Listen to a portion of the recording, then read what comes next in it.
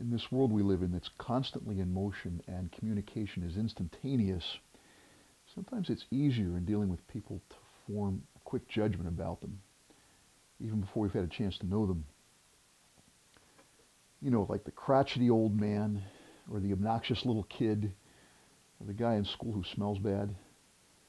People that we would really rather not know. Jesus calls us to love people, whether we like them or not. We do live in a dangerous world, so we need to be careful, but it's treating people with respect and compassion and dignity, and passing judgments on people very quickly can get in the way of doing that. A number of years ago, about 20 years ago now, on a Sunday morning, I was pastoring a church north of here, and a guy from the congregation in a power wheelchair maneuvered his chair up to me on a Sunday morning after the service and said, "Pastor, do you play pool?" I thought it was a strange question, coming from a quadriplegic to his pastor, but "Yeah, Dave, I do play pool. Why do you ask?"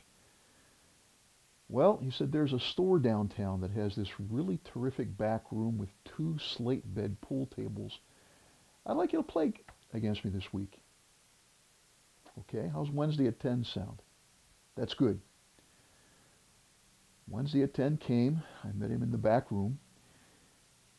He took me to where the rack with all the pool cues was, and he motioned to the one that he wanted.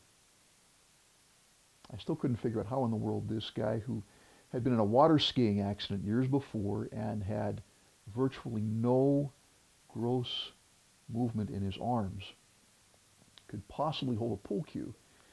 He had me put the cue in his slightly curled fingers and had me wrap an ace bandage around it.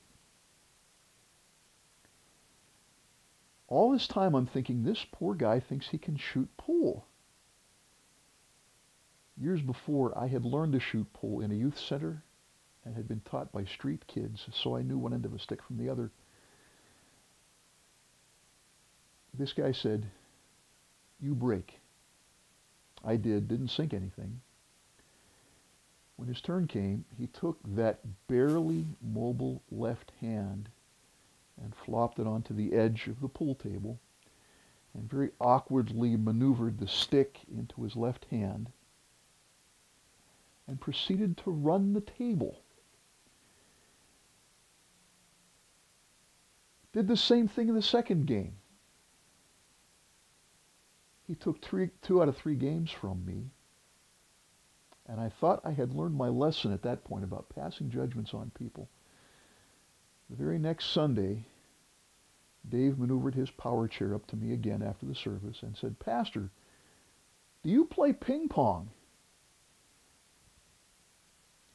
I learned at that point, don't be passing judgments on people till you get a chance to find out what their story is.